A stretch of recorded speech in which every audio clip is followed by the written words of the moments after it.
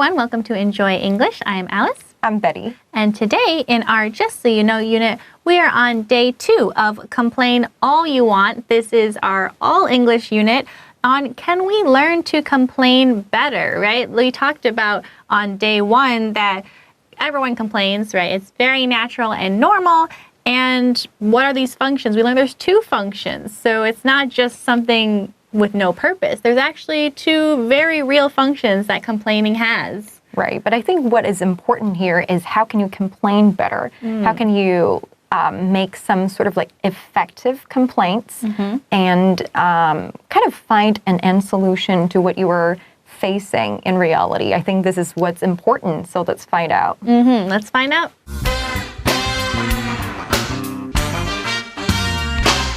Complain all you want. While complaining can be seen as a good thing in some ways, it is also true that too much complaining can increase stress levels and create distance between people and their loved ones. Is it possible to find the right balance and make complaining a positive thing in our lives? There are many different types of complaining.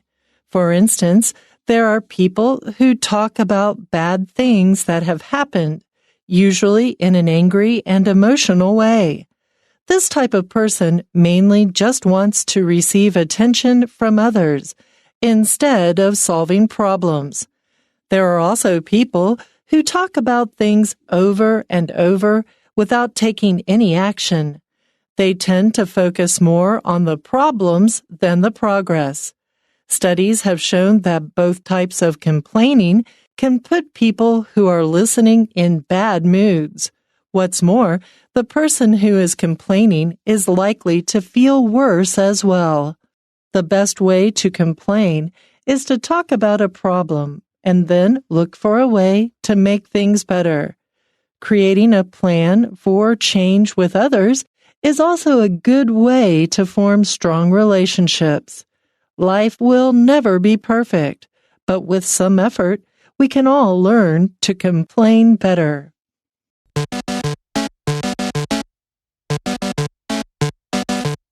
All right, let's begin. So we start with, while complaining can be seen as a good thing in some ways, it is also true that too much complaining can increase stress levels and create distance between people and their loved ones. So we talked a lot yesterday about the good things of complaining, but there are negatives, right? There are some downsides. So if you complain too much, it'll make you actually more stressed than you were before. And it also, again, I think it's annoying for people around you to listen to you complain all the time. So that's maybe why it can create some distance between you and them. It's basically emotional draining for you and for people around you if you keep complaining. So here in the beginning it says while. Remember here, while we're not talking about when something is happening, the other thing is happening. While here is showing contrast. While A is true, B is also true. It's a little bit like but. A is true, but B is also true. So complaining can be seen as a good thing, can be seen as, that means can be viewed as, can be regarded as. So you can see complaining as a good thing. It's also true that too much complaining, if you complain too much, you feel more stressful than you already do, right? And it creates distance. Distance is the space between you and that person. Here, of course, we are using it figuratively. Distance. You're not really standing far away from that person. Yeah, it's more emotional distance. Right. And so let's see how we can complain better. Is it possible to find the right balance and make complaining a positive thing in our lives? I hope so, right? Because again, complaining is something I wouldn't say I love to do it, but I do it a lot because I think maybe instinctively I want to share how I'm feeling with people. I don't want to hide it, right? I want to just let you know and maybe bond with people. So hopefully this article will explain like how we can find that right balance, right? Not too much complaining, but not too little. Right. How to complain better and, find that balance, very delicate balance. Here we see this word balance. So basically, when you're able to remain steady, you have the balance, right? So usually the verb that go with balance, once again, we're talking about collocation. So the word that goes with balance would be find the balance, or you can say strike a balance, S-T-R-I-K-E, strike a balance. And sometimes when you are ice skating, it's difficult to keep your balance, right? Keep your balance means remain balanced, not falling down, okay? And sometimes when you fall down, you lose your balance. So pay attention to the collocation here. And I think actually, now that you mention it, like I think balance is also something that therapists like to say as well. Right. Like you need a balance of things in your life. Not too much work, but not too much fun, right? It's so difficult. Yeah. So let's take a little break and then talk about paragraph 2.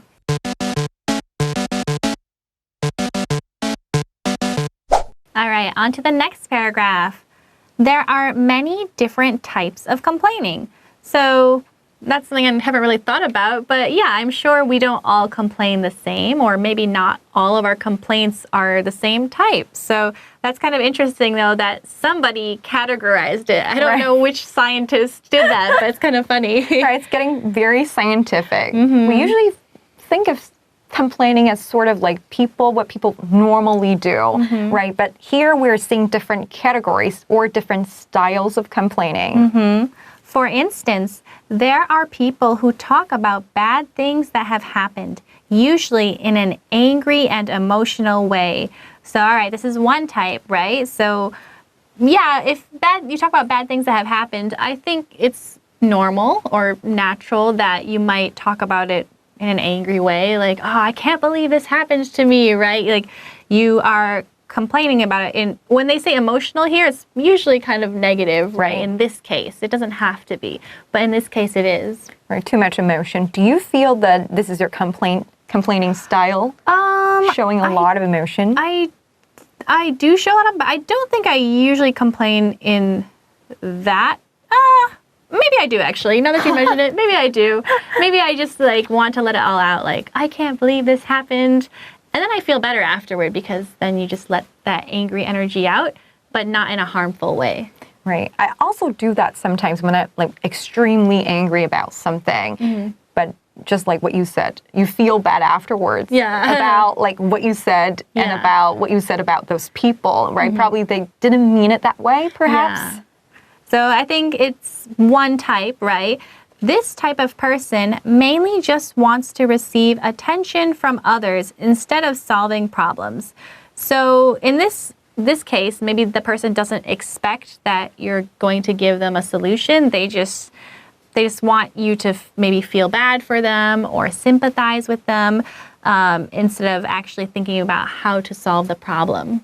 Right. And I think that happens a lot when I complain. Like, I don't want to hear all your suggestions. I just want to, kind of vent to get it all out and I feel better. I'll find a way myself. I just want people to listen to me sometimes. So, yeah, probably I was just seeking attention. Yeah, but that doesn't have to be a bad thing. I think we all need a little attention sometimes. Right. So there are also people who talk about things over and over without taking any action. So if you do this, right, you're talking about the same thing or complaining about the same thing again and again and not doing anything about it, that's you not taking action or not trying to fix the problem. Right. So we're seeing the second type of people here. So the first one is kind of like attention seeker. You want people to, look at you, give you the attention that you want. And the second type is you just repeat the same thing over and over again without actually solving the problem. I think both sound pretty ineffective in a way that, the problem's still there. Right. Yeah. It doesn't actually solve the problem.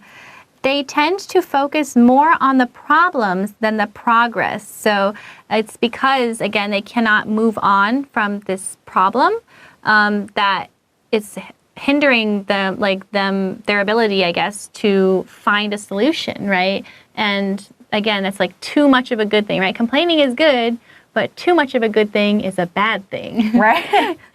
And they tend to means what you usually do. So, for example, I tend to stay up late on weekends. That means probably 9 out of 10 times I stay up late. So tend to focus more on. When you focus on something, you put your attention all on that particular thing. So they focus more on, they're paying more attention on the problems than the progress. The progress is actually a very good word. We talk about progress. Progress means improvement. So if you're making progress, be careful with the collocation here. You make progress, that means you make improvements. And we usually say make progress in something. Make progress in this study. So progress means improvement. And this type of people, they just want to focus on the problem instead of the solution. Studies have shown that both types of complaining can put people who are listening in bad moods. So again, I think it's just you want to be supportive and listen to somebody who's complaining, but if they are, way too angry and way too emotional, or if they are just saying the same thing over and over again, I think most people would be a little bit annoyed at least, right? And just tired of hearing it. Because nobody wants to be around someone that whines a lot. Right. It's just too much negative energy, I think. Right. And of course, you want to be with someone that are, positive and energetic. And okay, so let's take a look at here. We have so basically, when you complain, people listening to you, sometimes you might put them in a very difficult situation. They want to be supportive at the same time. They want to go home and relax. They don't want to be listening to you complaining. So in bad moods, that means mood means state of mind. So sometimes it can be in a good mood, in a bad mood, and mood. You can also use the adjective form of mood. We say moody, right? Moody means someone who always seems a little bit upset, a little bit unhappy. You don't know what's going on. You don't want to be around them. Moody people. That's true. It's kind of funny that way because mood, you can be in a good mood, right? But when you say moody, it's usually like a negative mood. You wouldn't say like a moody person is so happy all the time, right? That doesn't make sense. So in that case, it's like negative. It's like emotional, right? Yeah, like you wouldn't say, wow, that person's so emotional when they're like just really happy and cheery, You'd do it if they were crying or angry or something like that. What's more, the person who is complaining is likely to feel worse as well. So not only did you make everyone around you feel bad, you also made yourself feel bad. So overall, these are not very effective ways to complain. Right, and here you see the phrase is likely to, a very useful phrase as well. And here it means possible. It is possible. So for example, you are likely to get sick if you walk home on a rainy day without an umbrella, perhaps. So be likely to, that means something is possible. It is possible for something to happen. And here it says, so if you're complaining too much, at the end of the day, you probably feel worse than you already do,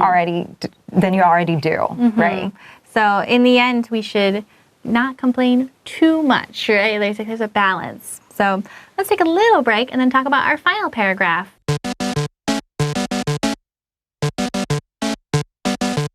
All right, so on to our final paragraph.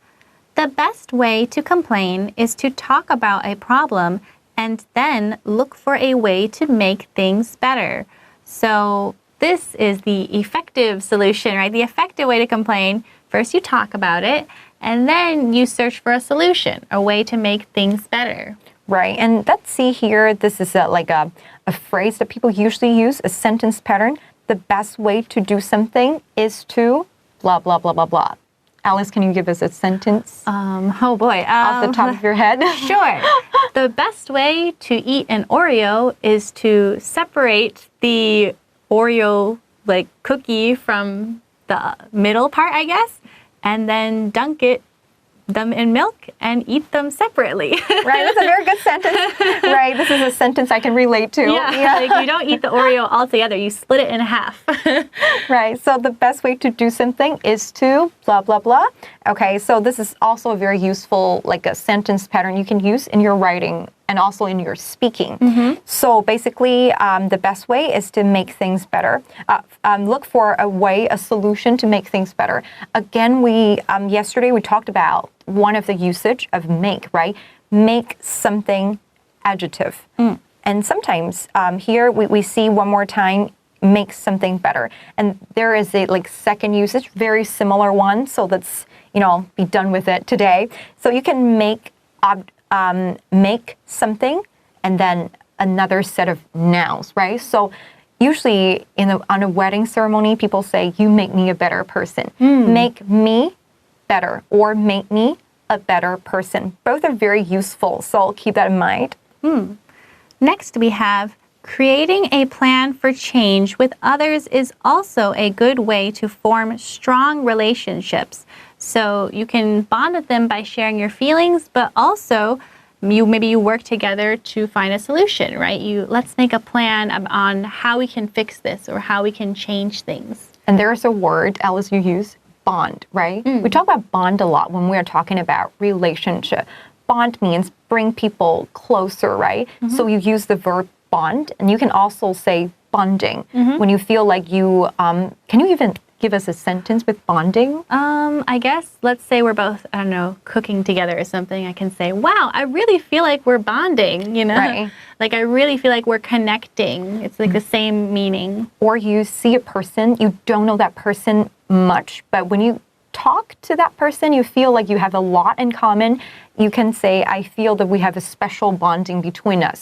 So bonding, relationship, in a good way, in a positive way. Yes, you wouldn't say it like, we have a special bond and you hate each other. Like, that's kind of weird. Right. Usually it's friendship or like loving relationship. Right. So life will never be perfect, but with some effort, we can all learn to complain better.